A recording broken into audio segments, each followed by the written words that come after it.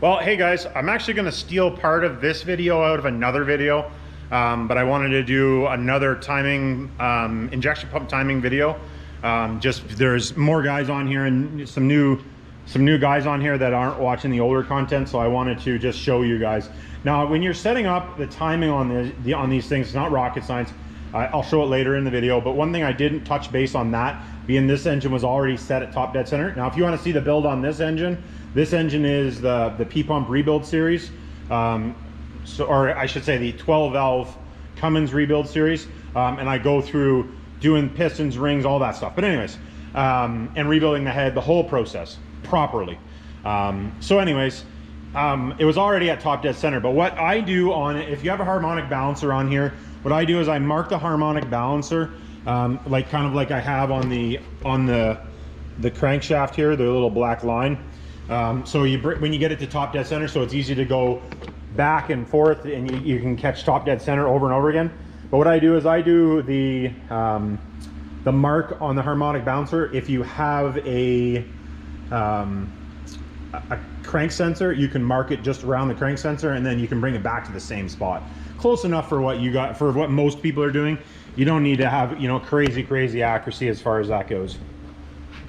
A couple degrees isn't going to make a difference when, to most guys. When you get higher and go shooting for horsepower numbers is different. But now, for you guys that don't know, this is your timing pin, and they will pull out. Sometimes we'll have a retainer on it. This one doesn't have a retainer, and then it has this little tit on it. Now, I don't know if I'll be able to show you guys in there. I might not be able to, you guys might not be able to see in there. Anyways, you can't see in there, but basically there is this pin just slides into a little hole. So when you're rolling the engine over, the cam comes around and this will line up with that hole. So if you can feel it snap in there. That's the easiest way to find top dead center. Make sure you put that back in. Now, as soon as you find, like I said, as soon as you find top dead center, then you don't need to worry about finding if you mark your harmonic balancer to set it up. So anyways, I'm gonna, we'll put the rest of that video in right now. Oh yeah, we'll put the rest of that video in.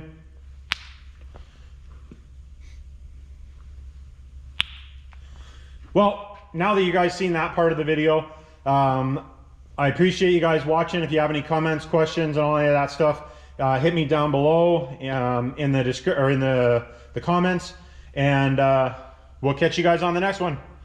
Please like, subscribe. All right, guys.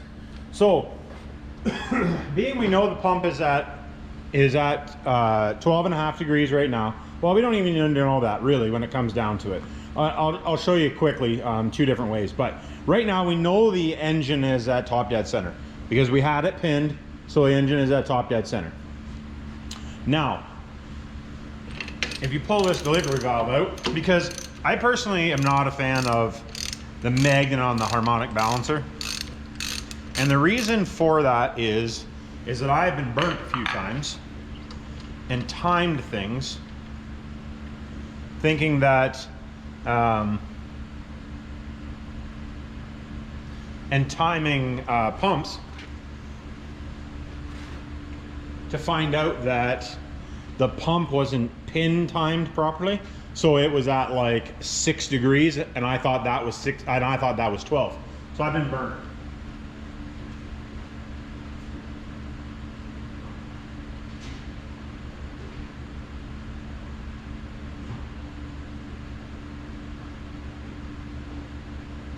So you gotta pull the delivery valve holder out. And it takes this funky socket.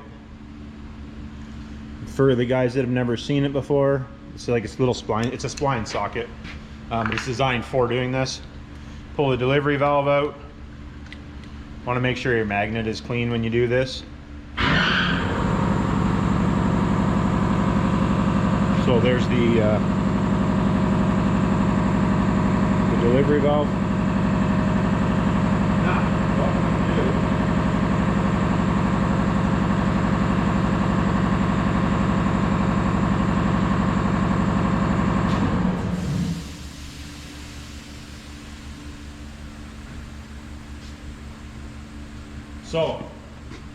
now what we're going to do here is we're going to put the timing tool in. And my poor timing tool, I need to get a new gauge for it. It's seen better days. But that's the timing tool.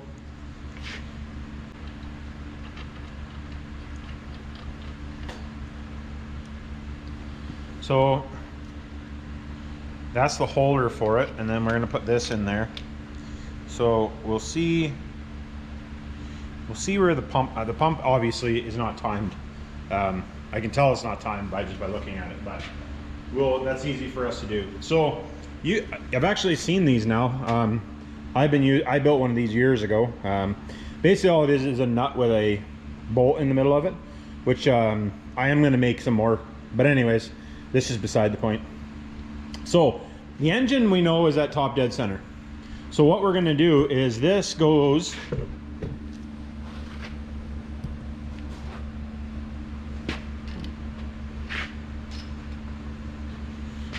so what we're going to do is we're going to put this on the end of the injection pump, but it's not going to touch, you don't want it to touch the gear. So what you do is you tighten in this bolt and basically makes it a jam nut. So what we're going to do now is we're going to pull this off, which your timing pin for your injection pump is in here. Guess it's definitely not tight.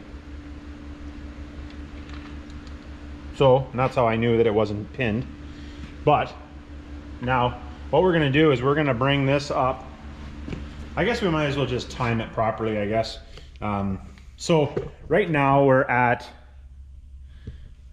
bottom, I think we're at bottom dead center. So what we're going to do is we're going to turn the pump. We need to use something different. That ain't going to work. Metric round all. So you can just put it on this nut. And you should have a spare nut, because I recommend to put a new nut and washer on myself personally when you're taking this apart. So we're actually probably close to where we're supposed to be timed there right now. You can tell by how much lift we have, but maybe not. But what you can do is you can look inside the pump. Obviously this is a way easier with no truck in the way. Oh, there it is right there. So I don't know if you guys will be able to see inside there or not, but you see that? You can see the pin in the middle. So that is what this goes inside. So that right now is going to be 12.5 degrees. That's what that goes in. Now, so we're at 12.5 degrees right now, or so.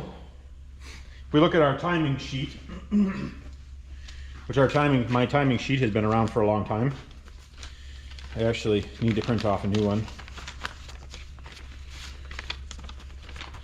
because she's getting a little worse for wear. Looks like it's about 100 years old. We are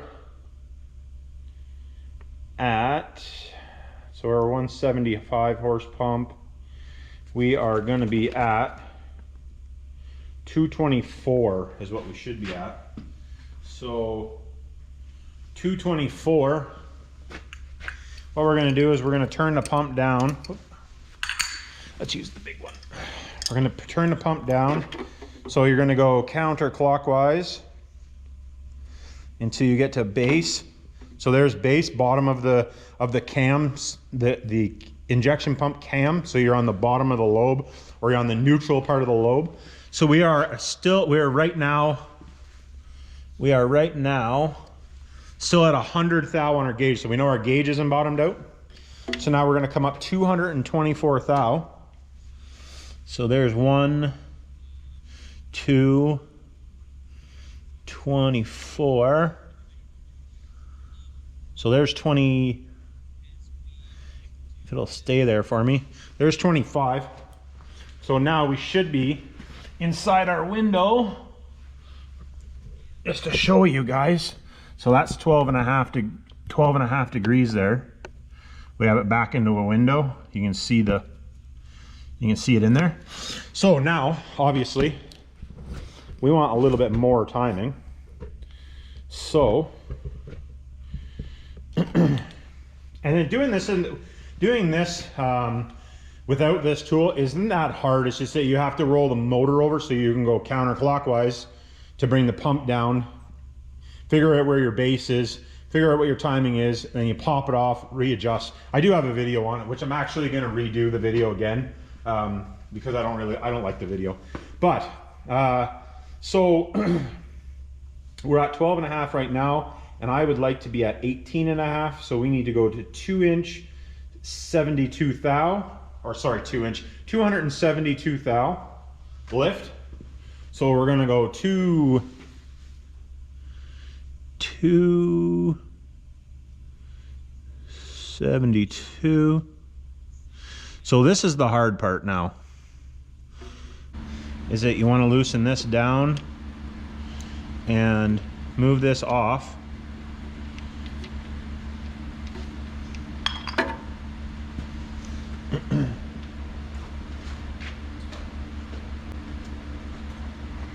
So new nut, new washer. Now there is not an exact science to this, just so you guys are aware. Sometimes you win, sometimes you lose. So you want to be very, very careful, but we need it to come down a little bit.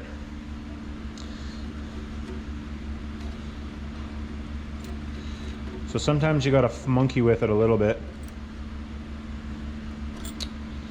Sometimes you got to put your thing back on. The problem is that if you get on right on top of the lobe, is that sometimes you can't get it to sit right where you want it. And that 17 to 18 range, which is kind of where I like them to be for guys that are you know, like light performance, I guess you would say.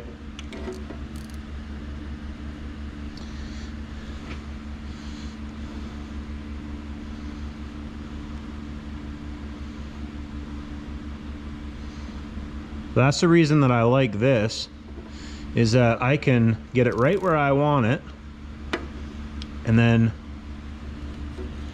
I can play with it. Ooh, I'm banging the paint. And I can play with it without having to actually move the engine. That's what I like. So I can now tighten this nut up, hopefully, and it doesn't move on me. Just snug it up with the adjustable wrench. Usually I would just, like, if you're in the truck, you just use the socket and the ratchet that you have. But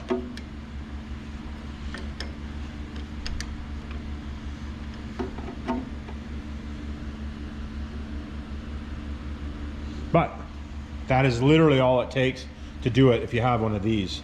So one of these, if you guys are, you know, if you guys are able to make one of these, all it is just an 8mm bolt, a nut, a washer, and another nut welded together. Pretty simple. Well worth it, because otherwise you got to fiddle around with it sometimes. So I'm going to grab the 30mm socket. That's what size that is, to tighten that. Truck, it's a lot easier. So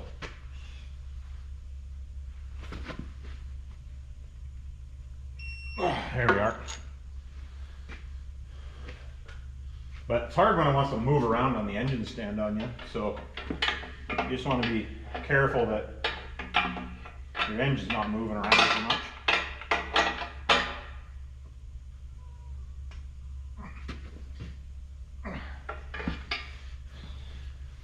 So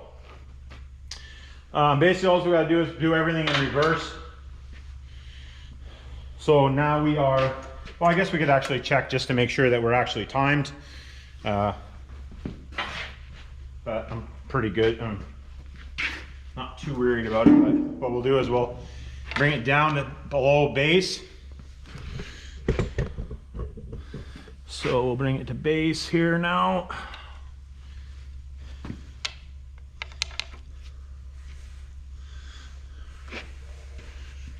So there's base. We'll bring it back up to top dead center, which I just marked.